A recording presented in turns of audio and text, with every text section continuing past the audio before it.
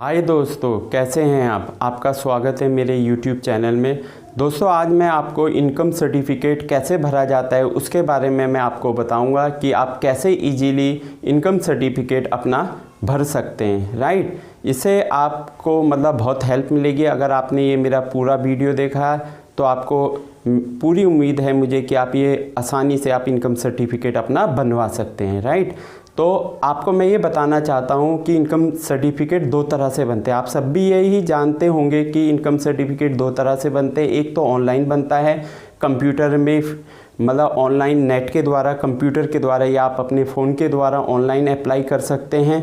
Right, और दूसरा होता है कि आप फॉर्म भरते हैं। ऑफलाइन मोड होता है, आप फॉर्म भरेंगे, एक फॉर्म परचेज करके लाएंगे साइबर कैफ़े से, या अगर आप के पास पहले से है तो आप उसकी फ़ोटोकॉपी करवा के या डायरेक्ट उसको भर के भी आप ऑफलाइन फॉर्म को भर सकते हैं। राइट, तो मैं अब आपको बताऊंगा कि कौन सा तरीका आपको इजी पड़ता है और किससे आपको जो है परेशानी का कम सामना करना पड़ता है इनकम सर्टिफिकेट बनाने में, ऑफलाइन या ऑनलाइन। राइट, अब मैं आपको बताऊंगा, जैसे कि आपने YouTube में बहुत सारे ऐसे वीडियो देखे होंगे जिसमें बताते हैं कि आप ऑनलाइन कैसे फॉर्म को 5-10 मिनट या 15 मिनट में आप भर सकते हैं। राइट, वो तो बोलते हैं, वो जो फॉर्म भरने वाले होते हैं वो तो एक्सपर्ट होते हैं, उन्होंने तो कई बार फॉर्म भरा होता है, तो वो तो 10-15 मिनट में फॉर्म भर देते हैं। पर नॉर्मल क्या होता है कि अगर आप फ़ोन के द्वारा बना रहे हो या अपने लैपटॉप या कंप्यूटर में ऑनलाइन अप्लाई कर रहे हो तो आपको वो 10-15 मिनट में नहीं भर पाओगे। कम से कम 1 घंटा 1.5 घंटा आपको लग सकता है अगर आप पहली बार वो इनकम सर्टिफिकेट अप्लाई करेंगे। राइट, तो अगर आपने मान लो इनकम सर्टिफिकेट अप्लाई कर भी दिया तो फिर क्या होगा कि आपको जो है सब कुछ डॉक्यूमेंट को अपलोड करना पड़ेगा उसमें, वेबसाइट में जो उनकी ई डिस्ट्रिक्ट वालों की, उसमें आपको सब डॉक्यूमेंट अपलोड करने पड़ेंगे। आधार कार्ड, इलेक्ट्रिसिटी बिल, बाकी और भी बहुत सारे डॉक्यूमेंट, फ़ोटो वगैरह अपलोड करनी पड़ेगी। और ये इतना इजी नहीं होता। जो पहली बार यूज़र अगर उसको ऑनलाइन खुद बनाने की कोशिश करेगा तो उसको तो बहुत ज़्यादा दिक्कत होगी और उसको जो है बनाने में हो सकता है कि वो बना भी ना पाए। यदि आपने इनकम सर्टिफिकेट ऑनलाइन अपना अप्लाई कर भी दिया तो इसका ये नहीं होता कि आपका इनकम सर्टिफिकेट बन ही जाएगा। आपको जो है अपने सारे डॉक्यूमेंट जो कि आपने उसमें अपलोड करे हैं, जब आपने ऑनलाइन इनकम सर्टिफिकेट बनाया है, अप्लाई करने बनाने के लिए अप्लाई किया है, तो आपको क्या करना पड़ेगा, वो सभी डॉक्यूमेंट को ले जाकर विदिन 1 वीक यानी 1 सप्ताह के भीतर आपको उसको जो है अपने SDM ऑफिस में, रेवेन्यू डिपार्टमेंट में उसको वेरीफाई कराना पड़ेगा। और अगर आपका वेरीफाई में सब कुछ सही निकलता है तभी आपका इनकम सर्टिफिकेट 15-20 दिन, 21 दिन तक आपका इशू हो जाएगा। और दिल्ली में तो क्या होता है कि EWS कोटे से एडमिशन होते हैं बच्चों के नर्सरी KG और पहली क्लास में, तो जनरल कास्ट वाले या जिनके पास कास्ट सर्टिफिकेट नहीं होता वो भी इनकम सर्टिफिकेट बनाते हैं। राइट, तो अब कहने का ये है कि आपने जो है ऑनलाइन अप्लाई करने के बाद भी आपको ई डिस्ट्रिक्ट में जाना ही पड़ेगा। ई डिस्ट्रिक्ट के से आपने जो अप्लाई कराया है तो उसके बाद आपको जो है SDM ऑफिस में जाना ही पड़ेगा। ऐसा नहीं होगा कि आपने घर में से ही अप्लाई कर दिया और आपका तैयार हो जाएगा। तो ये तो ऑनलाइन प्रोसेस है। इसके बाद अब मैं आपको बताता हूँ कि ऑनलाइन प्रोसेस क्या होता है। और मेरा तो मानना है कि ऑनलाइन प्रोसेस से कम खर्चीला ऑफलाइन प्रोसेस है। और आप जो है जैसे कि ऑनलाइन प्रोसेस में क्या है कि नॉर्मल तो मोबाइल से या फ़ोन से तो नॉर्मल यूज़र तो शायद नहीं कर पाते, नहीं भर पाते हैं अपना ऑनलाइन इनकम सर्टिफिकेट बनाना इतना इजी नहीं होता। पर ऑफलाइन क्या होता है कि साइबर कैफ़े से अगर आपने फॉर्म ले आए हैं और या फिर आपके पास पहले से पड़ा है तो आप अपने हाथ से उसको आराम से भर सकते हो, इतना ज़्यादा कठिन भी नहीं होता।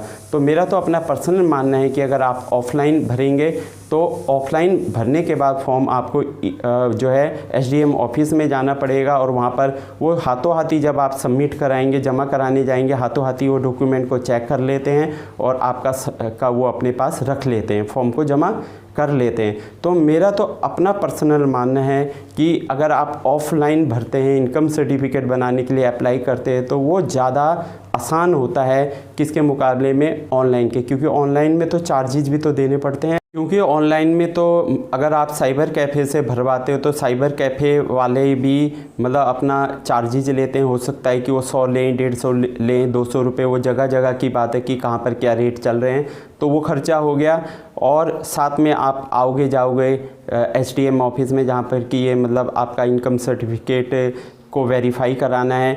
तो ऑनलाइन जो है, ऑनलाइन मेरे हिसाब से तो ज़्यादा खर्चीला है और ज़्यादा मेहनत करने का होता है, जबकि ऑफ़लाइन तो आपने जाके अपना एप्लीकेशन फॉर्म डायरेक्ट वहीं पर जमा कर दीजिए और मतलब आपको ऑनलाइन का कोई चार्ज भी नहीं देना पड़ता। ऑफ़लाइन अगर फॉर्म आप जमा करते हैं तो ऑफ़लाइन कम खर्चे में बन जाता है और आपको ये भी भरोसा होगा अगर उन्होंने आपके डॉक्यूमेंट को मतलब वेरीफाई करके फॉर्म को सबमिट कर लिया तो पूरे चांस होते हैं, लगभग 100% कि आपका मतलब इनकम सर्टिफिकेट बनकर तैयार हो जाएगा। तो पर्सनल राय तो यही है कि आपके लिए कि आप जो है इसे जो इनकम सर्टिफिकेट है उसे आप ऑफ़लाइन ही मतलब जमा करें, ऑफ़लाइन ही आवेदन करें ताकि आपका इजीली बन जाए। चलो अब मैं आपको ऑफ़लाइन फॉर्म कैसे भरा जाता है उसके बारे में मैं आपको फॉर्म भर के बताऊंगा, जिससे कि आपको लगेगा कि हाँ सर आप बिल्कुल सही बोल रहे हैं कि ऑफ़लाइन भरना काफ़ी ईजी है। चलो अब हम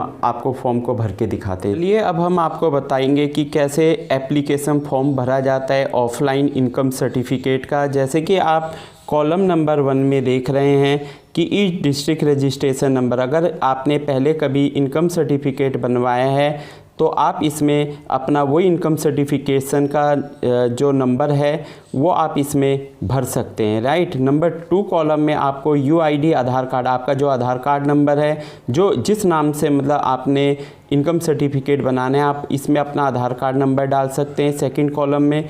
थर्ड में आप नंबर 3 में आप डाल सकते हैं नेम ऑफ बेनिफिशियरी, यानी जिसके नाम से आपने अपना जो है इनकम सर्टिफिकेट बनाना है, राइट। उसके बाद नंबर 4 में नेम ऑफ फादर, अपने पिताजी का नाम लिखिए इधर, जो भी आपके पिताजी का नाम है नंबर 4 में। नंबर 5 में आप नेम ऑफ मदर का नाम भी लिखना पड़ता है, आपकी अपनी मम्मी का नाम, राइट, जो बनवा रहा है, जिसके नाम से इनकम सर्टिफिकेट बनना है, राइट। उसके बाद नंबर 6 में आप देखिए नेम ऑफ स्पाउस, अगर आप मैरिड हैं तो आप इसमें अपनी वाइफ का नाम लिख सकते हैं। इसके बाद आप देखिए नंबर 7 में जेंडर में आपने अगर पुरुष हैं तो आप मेल में टिक कीजिए, अगर महिलाएं हैं तो आप इसमें आप टिक कर सकते हैं इस कॉलम में, राइट। नंबर 7 में देखिए डेट ऑफ बर्थ आपने अपनी लिखनी है, जो आपके सर्टिफिकेट में आधार कार्ड में अगर डेट ऑफ बर्थ है तो वही आप इसमें डाल दीजिए। इसके बाद नंबर 9 में आपको मोबाइल नंबर डालना पड़ेगा इस कॉलम में। अगर आपका ईमेल आईडी है तो आप इसमें अपनी ईमेल आईडी भी भर सकते हैं, लिख सकते हैं, राइट। नंबर 10 में देखिए प्रेजेंट एड्रेस, इस समय आप जहाँ पर रह रहे हैं उस एड्रेस को आप यहाँ पर भरिए, राइट। हाउस नंबर, जो भी आपका है हाउस नंबर भरिए, यानी घर का नंबर क्या है, लोकेलिटी कौन से मोहल्ले में रहते हैं, कौन सी कॉलोनी में रहते हैं, सब डिवीज़न अगर आप भरना चाहते हैं तो भर सकते हैं। स्टेट आप भरिए, आप कौन से स्टेट में रह रहे हैं, यूपी में रह रहे हैं, दिल्ली में रह रहे हैं या एमपी में रह रहे हैं, आप इधर भर दीजिए। पिन कोड आप इधर डाल दीजिए, जो वहाँ का पिन कोड है। इसके अलावा आप यहाँ देख सकते हैं कि सब लोकेलिटी तो इतना कोई ख़ास नहीं है, आप भरना चाहते हैं तो भर सकते हैं।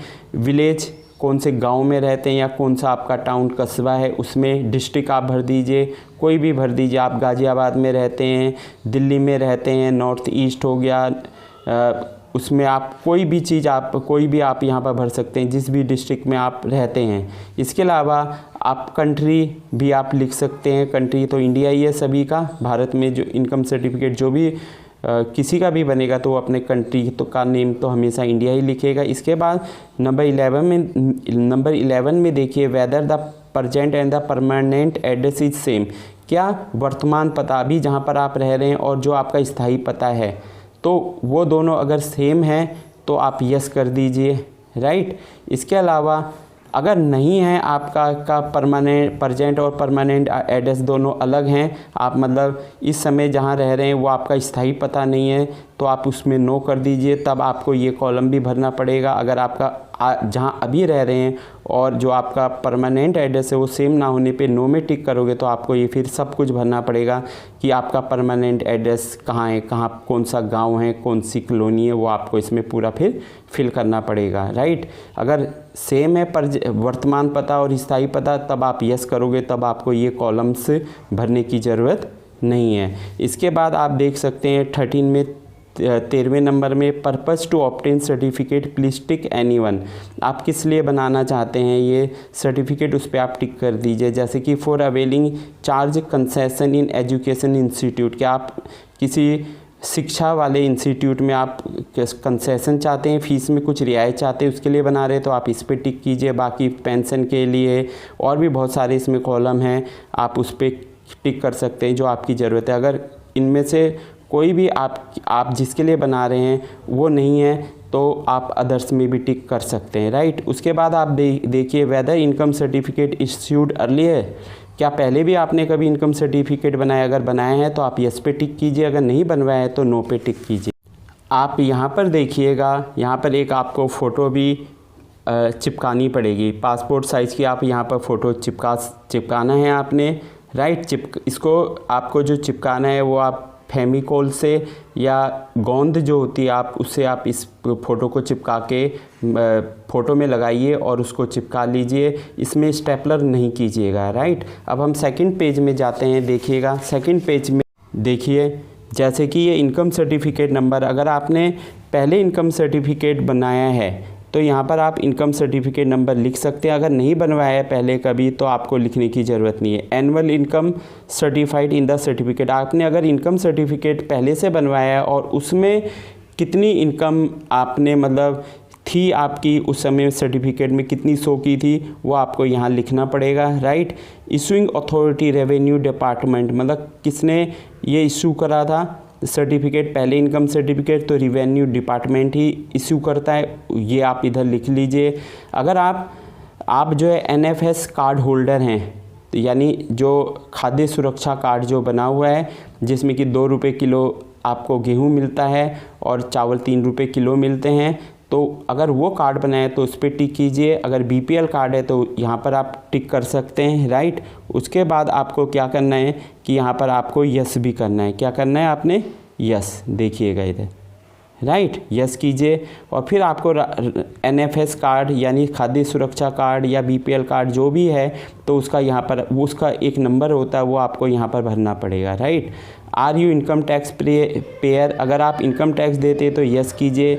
फिर उसका कितने साल में आप पैसे मतलब कितने एनुअल इनकम है वो भी आपको लिखनी पड़ेगी। अब जैसे कि मैं तो इनकम टैक्स हमारा तो कुछ होता नहीं है तो मैंने नो करा हुआ है। नो में आपको फिर क्या करना पड़ेगा कि नो में आपको कोई भी यहाँ पर इनकम शो करने की ज़रूरत नहीं है।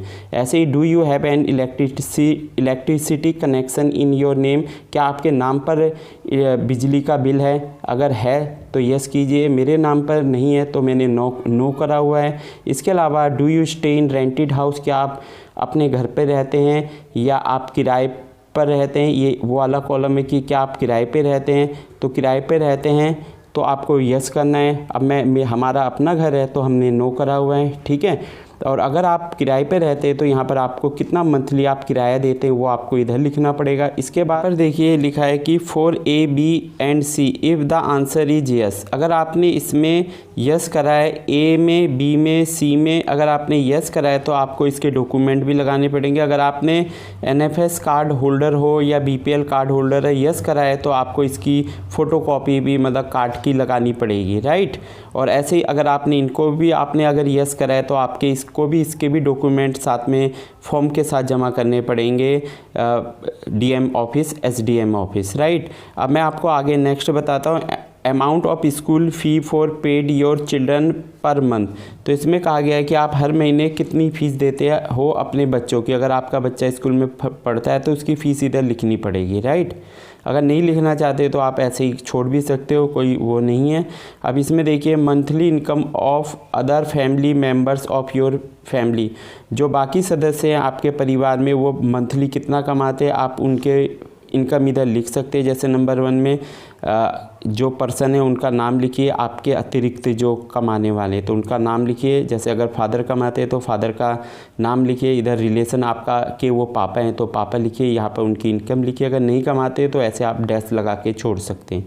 जितने भी मेंबर कमाने वाले उनका नाम और आपका क्या संबंध है, ब्रदर हैं आपके तो ब्रदर लिख लीजिए और यहाँ पर उनकी मंथली इनकम लिखिए। अगर नहीं कमाते तो आप ऐसे ही डैश लगा के नाम के साथ डैश नाम लिखिए और रिलेशन लिखिए और डैश लगा के आप इसको छोड़ सकते हैं। अब आगे देखिए फटाफट, टोटल मंथली इनकम आपकी कितनी है जो आप अपना बना रहे इनकम सर्टिफिकेट वो लिख दीजिए। जैसे मैंने इसमें 6,000 रुपये लिखे हैं, यहाँ पर अंकों में लिखिए और यहाँ पर आप इसमें डिजिट में लिखिए, यहाँ पर आप वर्ड्स यानी शब्दों में आप लिख सकते हैं। यहाँ पर देखिए टोटल एनुअल फैमिली इनकम पूरे साल में कितनी कमाई है, तो इधर मैंने 72,072,000 लिखा है और यहाँ पर इन वर्ड्स में भी आप लिख सकते हैं 72,000 ओनली। अब आइडेंटिटी प्रूफ ऑफ बेनिफिशियरी, क्या आपका आईडी प्रूफ आप दे रहे हैं, तो मैंने आधार कार्ड में टिक करा है, आधार कार्ड पे टिक करा है। आप किसी और पे भी कर सकते हैं, पैन कार्ड वगैरह पे टिक करने के बाद आपके आधार कार्ड का इधर नंबर लिखना पड़ेगा। नेक्स्ट है आपका present address proof, address proof के रूप में आप क्या दे रहे हो, मैंने आधार कार्ड लिखा है पे टिक करा है तो आधार कार्ड पे टिक करके यहाँ पर भी आप आधार कार्ड का नंबर लिख सकते हैं। अगर आप पासपोर्ट देना चाहते हैं, इलेक्ट्रिसिटी बिल देना चाहते हैं, वाटर बिल देना चाहते हैं, टेलीफोन बिल, वो आपकी अपनी स्वेच्छा है कि आप क्या क्या आईडी प्रूफ के रूप में देना चाहते हैं। राशन कार्ड भी आईडी प्रूफ के रूप में चल जाता है। अब लास्ट पेज से पहले आप देखिए परमानेंट एड्रेस प्रूफ कह रहे हैं। जैसे मैंने एड्रेस प्रूफ दिया, परमानेंट का स्थायी पता आधार कार्ड पे टिक करा है और आप इधर नंबर डाल दीजिए आधार कार्ड का, इधर डेट डाल दीजिए जिस दिन आप फॉर्म सबमिट कराने जाएंगे। यहाँ पर जगह का नाम लिख दीजिए, दिल्ली गाजियाबाद जो भी, और यहाँ पर आप अपने साइन कीजिएगा। अब लास्ट सेल्फ डिक्लेरेशन फॉर्म देखिएगा, ये आप अपना नाम लिखिएगा, यहाँ पर फादर नेम लिखिएगा और यहाँ पर आप अपनी एज लिख दीजिए, जैसे 25-30 जो भी आपकी एज है। यहाँ पर आप अपना एड्रेस लिखिएगा, यहाँ पर डेट डाल दीजिए और यहाँ पर अपनी जगह का नाम गाजियाबाद, दिल्ली, लखनऊ डाल दीजिए जहाँ रहते हैं और यहाँ पर आप साइन कीजिएगा। बस ऐसे ही भरा जाता है ऑफलाइन फॉर्म्स। Thank you. आप मेरे चैनल को सब्सक्राइब कीजिएगा, लाइक कीजिएगा एंड शेयर कीजिएगा। Thank you, bye. फॉर्म भर जाने के बाद आप इस भरे हुए फॉर्म को और साथ में जो आपने फॉर्म में यस करा है, आधार कार्ड और बाकी इलेक्ट्रिसिटी बिल और बाकी जो भी डॉक्यूमेंट आपने यस करे हैं वो सब डॉक्यूमेंट आप साथ में ले जाकर आप इसको SDM ऑफिस रेवेन्यू डिपार्टमेंट में आप इसको सबमिट करा दीजिएगा फ़ोटोकॉपी के साथ और ओरिजिनल भी ले जाइएगा। और इसके अतिरिक्त आपको अपनी बैंक की पासबुक जो होती है उसकी को भी अपडेट कराई हुई, मतलब उसको प्रिंट कराया हुआ है, उसकी भी फ़ोटोकॉपी और ओरिजिनल दोनों को आप ले जाइएगा। वहाँ पर उसकी भी कॉपी आपको लगेगी। लास्ट 6 महीने तक की आप फ़ोटोकॉपी करा लीजिएगा, वैसे 3 महीने तक लगती है। जो भी एंट्रियाँ हैं उसकी पासबुक की फ़ोटोकॉपी करा के और ओरिजिनल पासबुक को भी ले जाके उसके भी प्रिंट आपके फॉर्म के साथ वहाँ पर जमा होगा। आप मेरे चैनल को सब्सक्राइब कीजिएगा, लाइक कीजिएगा। नॉलेज आपको मेरी कैसी लगी है जो मैंने आपको फॉर्म भरने के बारे में बताया है, आप मेरे चैनल को सब्सक्राइब कीजिएगा, लाइक कीजिएगा एंड शेयर कीजिएगा। Thank you, bye.